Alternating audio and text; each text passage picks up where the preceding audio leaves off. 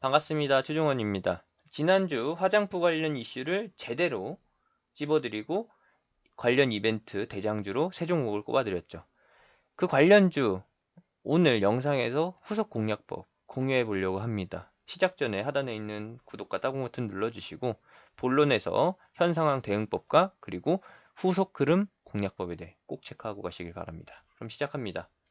놀라지 않을 수가 없어요. 예, 안 놀란다고요. 왜냐하면은 이런 흐름이 나올 거를 미리 알고 있었으니까. 조금 다르다라고 하면은 좀 계단식으로 해서 완만하게 진행되면서 너도 나도 다 탑승할 수 있게끔 이렇게 여유 있게 갔었으면 좋겠지만 그렇지 못하고 바로 그냥 불뚝 벌떡 서버렸습니다. 요게 살짝 아쉬운 거죠. 어떻게 가든 우리는 목표가까지만 가면 되는 거잖아요. 근데 빠르게 간다라고 하면은 모두가 다 잡을 수 있는 포인트가 아니니까 그 아쉬움을 달래드리고자 이렇게 영상으로 준비한 거고요. 1월 8일에 분명히 한국 화장품 제조 SK바이오랜드가 대장이다.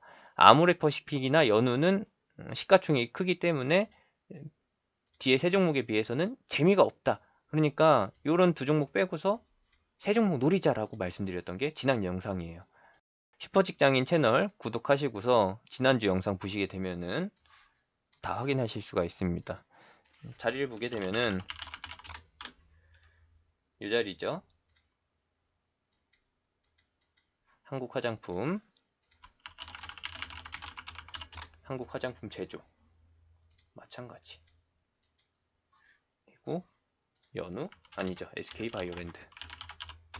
SK바이오랜드도 바로 1월 8일이 수요일이고요. 바로 다음날에 작은 도치 캔들 나온 후 바로 상한가. 요거고 연우. 연우 같은 경우에는 살짝 덜하지만 상승폭은 덜하지만 그래도 그냥 무난하게 누릴 수 있었던 후속주, 후발주 정도? 후발주 개념? 아모레퍼시픽. 화장품 하면은 이제 아모레퍼시픽이랑 LG생활건강을 빼놓을 수가 없죠. 당연히 대형주 좋아하시는 분들이 좋아할 만한 이런 패턴. 제가 추천해드린 자리에서부터는 얼마 안 됩니다. 10% 정도. 그래도 역시나 대장은 한국화장품.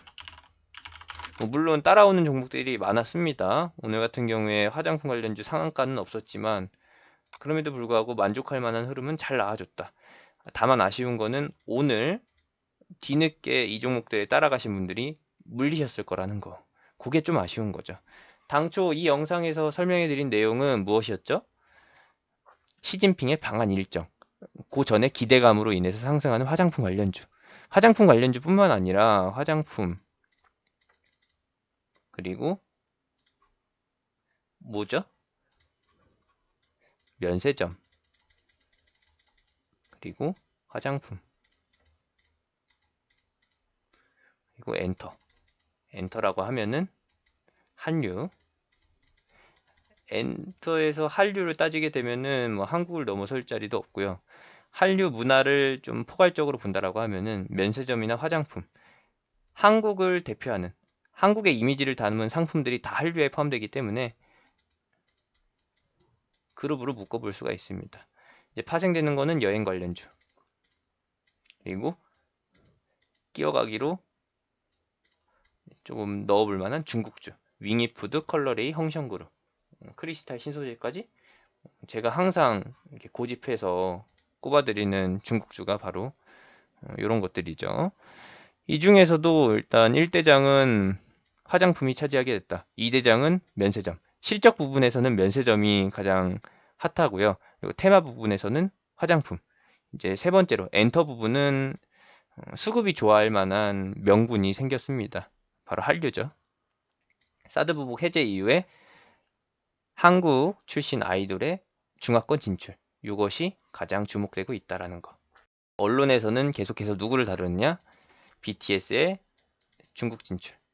그리고 빅뱅의 복귀. 이런 것들이고 엑소도 역시나 중국에서 꽤나 쏠쏠하게 매출을 올려주고 있습니다. 이거는 SM이죠. 빅뱅은 YG. BTS는 SM이었었지만 이제는 빅히트. 그러면은 누가 있을까요, 이제? 트와이스? JYP가 살짝 포지션이 애매하네요. JYP도 역시나 주목을 해봐야 되는데 JYP는 현재 알려진 남자 그룹으로는 갓세븐, 갓칠, 갓세븐 이 정도. 여자 아이돌보다는 남자 아이돌이 인기가 굉장히 많습니다. 이유는 잘 모르겠어요. 문화가 다르기 때문이죠. 이런 것이고 요것까지만 말씀드리면은 좀 아쉽죠. 네, 향후에 대해서 말씀드리게 되면은 당연히 시진핑이 언제 오느냐죠. 지금은 당연히 기대감인 것이고 시진핑 일정이 확정되더라도 기대감은 계속 반영이 된다.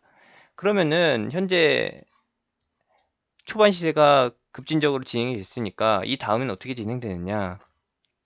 이건 기대감이고요. 요 A 구간은 어떻게 될지 모르는 겁니다. 중간 과정이죠.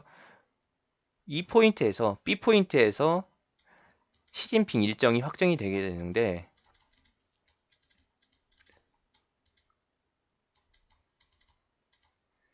추측하는 바로는 아무도 이렇게 예고는 안 해줬지만 저 같은 경우에는 최근에 있었던 한중 수교 기념 행사 2012년 4월에 있었던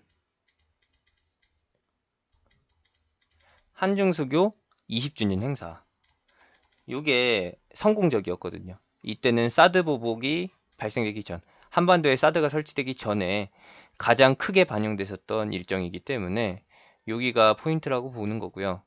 2015년도에 중국 붐으로 인해서 화장품주가 강세를 보였다가 중국 관련 섹터들이 다 강세를 보였다가 2016년도에 사드를 설치하면서 갑분싸가 되고 2017년도 25주년 행사에서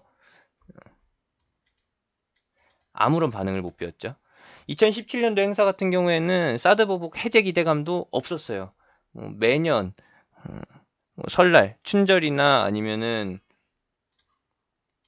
중추절이 포인트인데 그런 구간에서 단발적인 상한가 한 방 정도도 못 나오는 그런 단발적인 흐름들이 대부분이었고 이번에는 중국 노선을 잘 타고 있기 때문에 중국 역시도 미국과 얘기가 잘 풀려가고 있는 단계에서 우리가 새우등 터지는 그 정도까지는 아니더라도 그래도 낙수 효과를 살짝 입을 수 있지 않을까라는 관점이 현재 반영되고 있다라는 거. 2017년보다 나은 2020년 한중 수교 행사가 될 거라는 거. 그겁니다. 그래도 차트가 좀 그렇습니다. 한 번에 이렇게 달려주게 되면은 최근 상승 이후에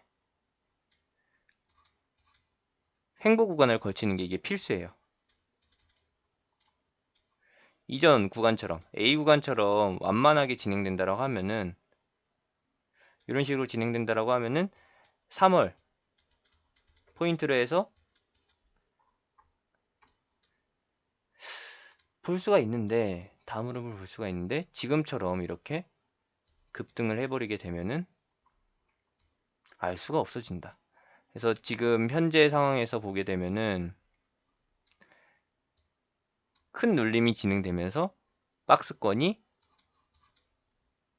출현되는 거. 요게 가장 베스트라고 볼 수 있고요. 오늘 상한가를 기록했다라고 하면은 한 번에 추가 상승, 갭 상승이 나온 이후에 요러한 흐름이 나왔겠죠. 그렇게 되면은 변동폭이 크게 나타났겠지만 지금처럼 살짝 애매하게 마감된다라고 하면은 박스권 폭이 그렇게 깊지 않게 진행될 거라는 거. 그러면은 우리 입장에서는 전략을 좀 구체적으로 잡아야 합니다. 당연히 분할 매수, 분할 매도는 당연한 것이고요. 당연한 것이니까 너무나도 당연하게 말씀드리는 거고 깊이 진행된다라는 관점까지는 배제하자. 중간선에서 한번 노려보고, 중간선이라고 하면은 기준을 이렇게 잡아드리겠습니다. 이 중간 포인트를 한번 노려보고 여기서 바로 가면 좋은 거, 그리고 추가로 눌려주면 한 번 더 공략해 볼 수 있는 기회, 이 정도. 눌림이 진행될 것이라고 보는 거는 중국도 마찬가지지만 한국에도 설날이 있습니다. 한국만 쉬는 휴일이기 때문에 주말 그리고 연휴 기간에 발생될 수 있는 외부 변수에 대해서 미리 지레 겁을 먹고서 매도세를 발생시킬 수 있다라는 거죠. 누가? 기관이요.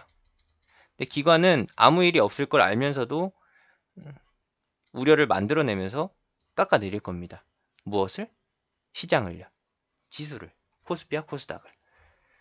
일시적으로 충격이 발생될 수 있는 게 설날 전후라는 거 참고해 주시면 되겠고, 이런 구간에서 지금 현재 강세를 보이고 있는 종목들은 포인트가 발생될 수 있다라고 봅니다. 수급 상황으로 보게 되면은 외국인 순매수가 계속해서 지속되고 있어요. 12월 옵션 만기 이후로 1월 옵션 만기까지 누적이 되고 있고, 그리고 연말 배당일, 연말 배당락일이죠. 12월 27일부터도 계속해서 외국인의 매수세가 들어오고 있기 때문에 진행 중이기 때문에 열린 관점으로 보고 있습니다. 이전 옵션 만기의 경우에는 여기가 12월 옵션 만기일이었고 여기가 1월 옵션 만기일입니다. 한 차례 상승과 한 차례 하락이 반복되면서 콜 대박, 풋 대박이 나오죠. 그리고 나서 현재 2월 만기 가는 구간에서 상승이 먼저 나왔습니다. 중간에 바로 이렇게 턴을 해버릴 수도 있는 것이고, 아니면 살짝 눌렸다가 다시 한번 달릴 수도 있는 것이고. 참 어렵죠. 어렵지만 그럼에도 불구하고 이렇게 보수적 관점을 제시해 드리는 것은 매년 한국 설날과 그리고 추석은 조정이 뒤따랐다라는 거. 우리 19년도 추석에도 유사한 흐름 나왔고요. 그리고 19년도 초반에도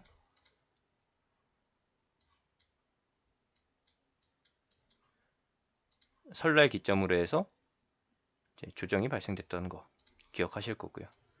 18년도도 마찬가지고, 그리고 18년도 설날. 설날은 뭐 두말할 필요가 없습니다. 이때 무역전쟁 터진 걸로 인해서 시장이 휘청인 거기 때문에 18년도 1월 같은 경우에는 넘어가도록 하고요. 1, 2월은 넘어가고, 17년도는 실적 장세였죠. 이 구간이 3분기 실적 우려와 함께 이제 추석 일정이 겹치면서 요란했었다. 요란한 이후에는 이제 삼성전자 효과로 해서 랠리가 지속됐었고, 17년도 초반 이때가 가장 시장이 양호했네요. 그래도 17년도 설날 같은 경우에는 굉장히 양호했습니다.